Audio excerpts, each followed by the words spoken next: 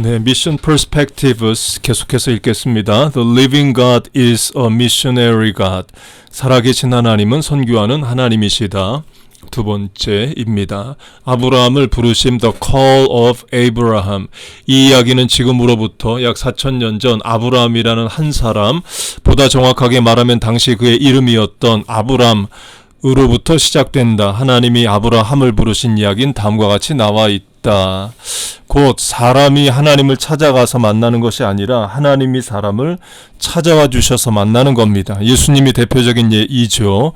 우리가 신을 찾아서 신의 아들을 만나는 것이 아니라 하나님이 하나님의 아들을 우리에게 계시해 주셔서 보내주셔서 우리가 알고 믿는 거예요. 믿음도 마찬가지입니다. 믿음도 하나님이 주셔서 믿는 겁니다. 너희가 그 은혜를 인하여 믿음으로 말미암아 구원을 얻었나니 이것이 너희에게서 난 것이 아니요 하나님의 선물이라. 믿음이 선물이라고 말해요. 그래서 믿음도 하나님이 우리에게 주신 선물입니다. 내가 믿어야지 의지적 결단 이전에 하나님의 택하심과 믿음 주심이 있습니다. 그래서 감사한 것이고 그래서 내 구원이 흔들리지 않는 거예요. 내게서 구원의 근거가 나오지 않고 나를 택하시고 믿음을 주신 하나님으로부터 구원의 근거가 나오기 때문에 그렇습니다.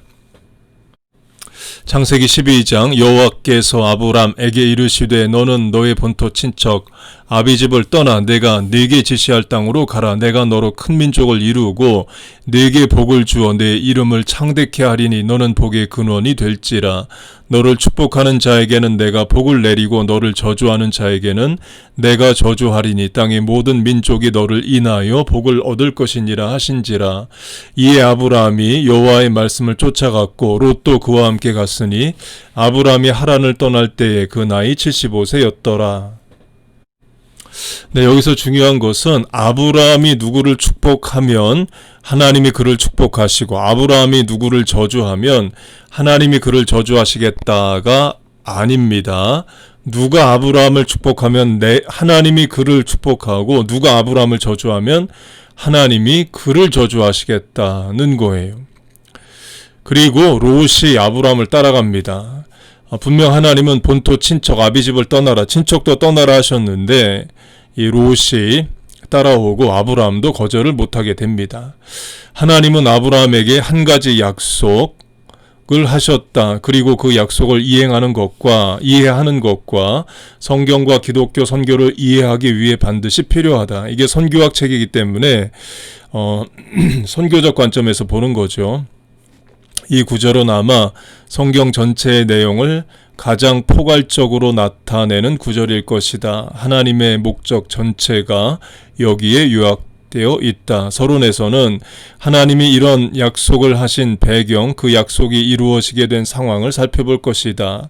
그 다음에는 나머지 부분을 둘로 나눌 것이다. 첫째로 약속의 내용, 하나님이 하시겠다고 하신 것이 정확하게 무엇이었는가를 살펴보겠고, 둘째로 약속의 성취, 하나님이 자신의 약속을 어떻게 지켜오셨고 앞으로 어떻게 지키실 것인가를 좀 더 자세히 살펴보겠다. 먼저 그 배경을 살펴보기로 하자. 창세기 12장은 여호와께서 아브라함에게 이르시되 라는 말로 시작한다. 새로운 장을 시작하는 말로는 좀 뜻밖이다. 그래서 우리는 이렇게 물어보게 된다. 아브라함에게 말씀하신 이 여호와는 누구인가? 그리고 하나님이 말씀하시는 대상인 이 아브라함은 누구인가? 그들은 느닷없이 본문에 소개되는 것이 아니다. 이 구절 배후에는 대단히 많은 것들이 놓여 있다. 이 구절은 성경 전체를 여는 열쇠이다. 그 앞에 나오는 11장은 이 구절로 이끄는 서론 역할을 하며 성경 나머지 부분은 이 구절로부터 이어져서 그 구절을 성취하는 내용이다. 그렇다면 이 본문의 배경은 무엇인가? 그것은 아브라함을 택하시고 부르신 여호와는 처음에 하늘과 땅을 창조하시고 남자와 여자를 독특한 피조물로 자기 형상을 따라 만드사 창조사역의 정점에 이르게 하신 바로 그 여호와시라는 것이다. 다시 말해서 성경이 이 세상이 아니라 우주로부터 시작된다는 것, 그리고 팔레스타인이 아니라 온 세상으로부터 택함받은 종족의 아비인 아브라함이 아니라 인류의 아버지인 아담으로부터 시작된다는 것을 결코 잊어서는 안 된다. 그렇다면 하나님은 우주와 땅과 모든 인류의 창조주심으로 하나님을 모압신, 그모스나 암몬신, 밀곰 혹은 몰렉, 가나안의 남신 바알이나 여신 아스다롯 같은 보잘것없는 부족신으로 전락시켜서는 안 된다. 또한 하나님이 다른 사람들에 대해 관심이 없어졌거나 그들을 완전히 포기하셨기 때문에 아브라함과 그의 후손을 택하셨다고도 생각해서는 안 된다. 선택을 받았다고 해서 자신들만이 우월하다고 여겨서는 안 된다. 유대인들이 나중에 이렇게 되죠.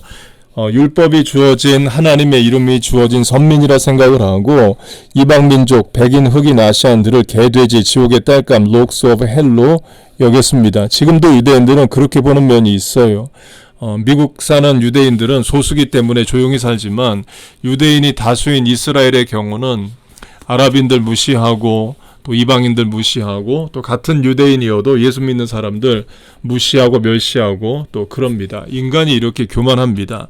어떤 선택을 받았으면 겸손히 사명을 이룰 생각을 하기보단 그게 본질상 탁월함으로 여기고 배타성을 가져요.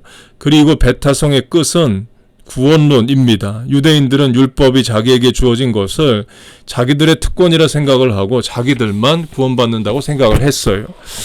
지금도 그렇습니다. 지금도 그래서 예수님을 믿지 않고 예수님으로 말미암는 구원의 문을 유대인들은 거부하고 있습니다. 그와 반대로 앞으로 또 살펴보겠지만 하나님은 한 사람과 그의 가족을 택해서 그들을 통해 땅의 모든 족속을 축복하기 원하셨다. 바꿔 말 확대 적용하면 요셉이 이집트에 가면서 이집트가 복을 받습니다. 7년대 풍년의 문제를 해결하게 되고요. 다니엘이 바벨론에 가면서 다니엘이 복을 받습니다. 에스더, 모르드게, 느헤미야가 페르시아를 살면서 하나님이 성도가 사는 페르시아 땅에 복을 주셔요. 그러면 우리도 마찬가지죠. 우리 미국 삽니다. 예수 믿는 우리, 새벽에 기도하는 우리, 예배 잘 드리는 코리안 아메리칸들, 한인 이민자들이 이 땅에 있어서 이 나라도 복을 받는 거예요. 청교도들이 미국에 와서 복을 받았죠. 마찬가지입니다. 우리가 제2의 청교도처럼 이 땅에 와서 우리가 소수지만 나라를 살려내는 민족으로 하나님 잘 섬기는 민족으로 이 나라도 복을 받아야 됩니다. 또한 선교사들, 미국 선교사들, 미국에 있는 한인 출신 선교사들, 한국에 있는 한국 선교사들 전 세계에 가장 많이 나가 있습니다.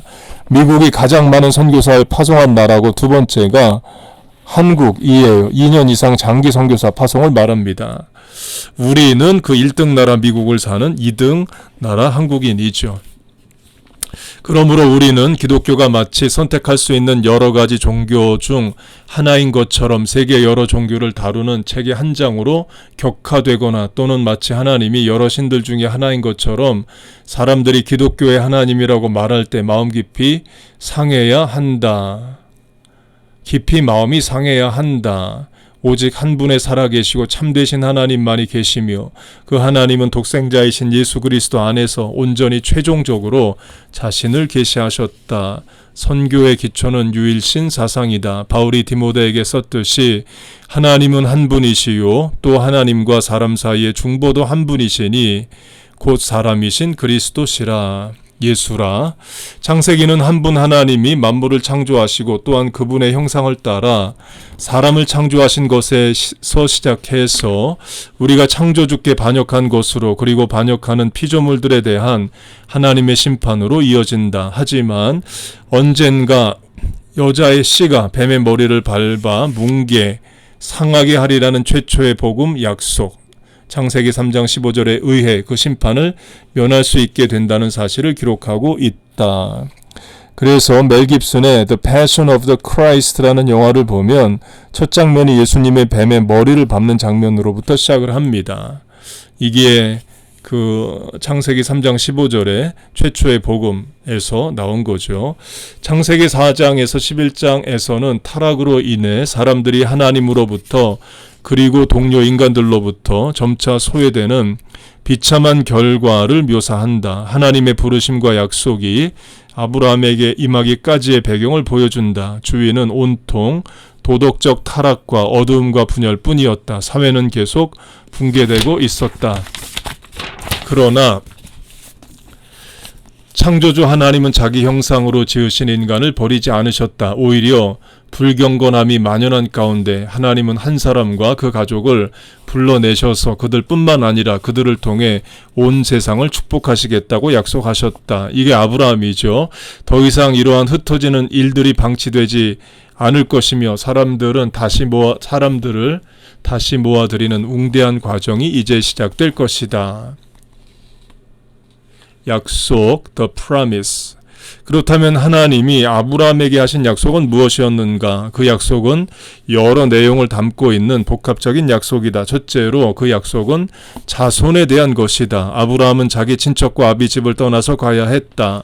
그리고 하나님은 아브라함에게 자기 친척을 이룬 대신 큰 민족을 이루겠다고 하셨다. 후에 이것을 증명하시기 위해 하나님은 그의 이름을 아브람, 높임을 받는 아버지에서 아브라함, 많은 무리의 아버지로 바꾸신다. 왜냐하면 하나님이 내가 너로 열국의 아비가 되게 함이니라고 약속하셨기 때문이다.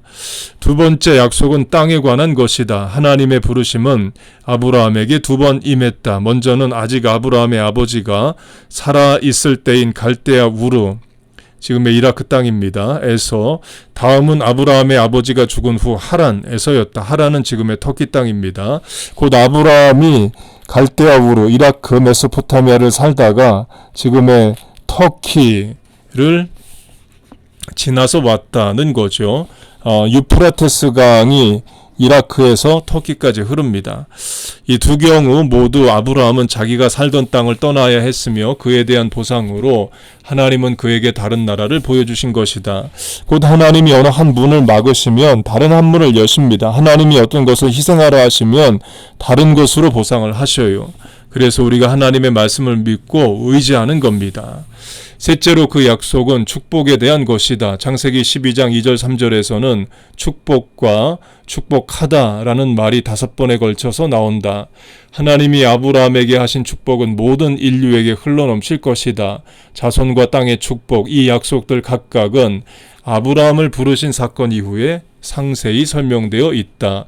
첫째로 땅에 대해서 보면 아브라함이 너그럽게도 조카 롯에게 정착하고 싶은 곳을 마음대로 정하도록 해준 뒤에 롯은 비옥한 요단 골짜기를 택했다. 이렇게 택하고 소돔과 고모라로 가서 망하죠. 눈에 보이는 대로 당장 자기 좋은 대로 살다가 끝이 안 좋을 수 있습니다.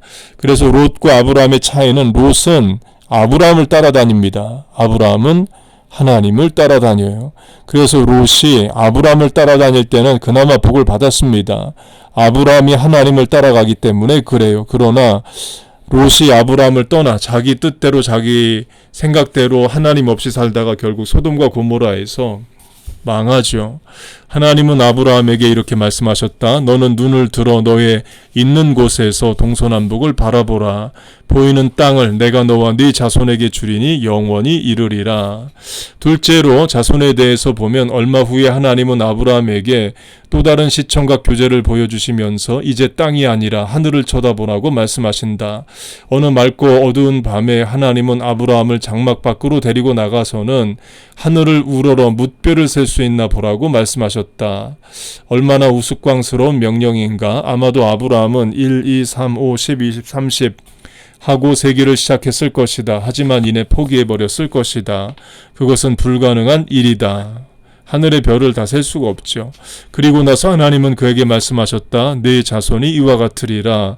그리고 아브라함이 여호와를 믿었더라고 나와 있다. 그는 당시 80대가 되었고 그와 사라에게는 아직 아이가 없었지만 그래도 하나님의 약속을 믿었으며 하나님은 이를 그의 의로 여기셨다. 즉 그가 하나님을 신뢰했기 때문에 하나님께서 그를 의롭다고 인정하셨다는 것이다.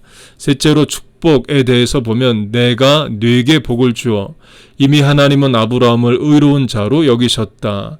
혹은 신약의 표현을 빌면 믿음으로 말미암아 의롭다 하셨다. 그래서 이제 더 큰 축복을 상상할 수 있다. 그것은 몇 년 후에 하나님이 아브라함에게 자세히 설명하실 은혜 언약의 토대가 되는 축복이다. 내가 내 언약을 너와 내 대대 후손 사이에 세워 영원한 언약을 삼고 너와 내 후손의 하나님이 되리라. 나는 그들의 하나님이 되리라고 하나님은 그들의 하나님이 되시겠다는 은혜의 언약 혹은 맹세의 가시적 외적 표시로 할례를 주셨다. 이 칼빈은 제가 칼빈의 기독교 강요도 읽고 지금 강의하고 있는데요. 칼빈은 세례를 할례의 연장선으로 봅니다. 할례가 이스라엘 백성으로 하나님 나라 안에 들어오는 외적인 표시라면 세례가 하나님의 백성이 되는 외적인 표시라는 것으로 해석을 했습니다. 이것은 후에 여러 번 반복돼서 나타나는 언약의 문구인 나는 그들의 하나님이 되겠고 그들은 나의 백성이 되리라가 성경에 처음으로 나타난 순간이다. 이게 하나님이 주도권을 가지고 아브라함을 부르신 것과 직결이 됩니다. 아브라함이 먼저 하나님을 찾은 것이 아니라 하나님이 아브라함을 먼저 찾아오시고 부르셔요. 하나님이 그들의 하나님이 먼저 되어주시고 그래서 그들이 하나님의 백성이 되는 겁니다. 땅, 자손, 축복. 그런데 이 모든 것이 선교와 무슨 상관이 있는가? 그것을 알기 위해 이제 약속에서 성취로 주의를 돌려보자.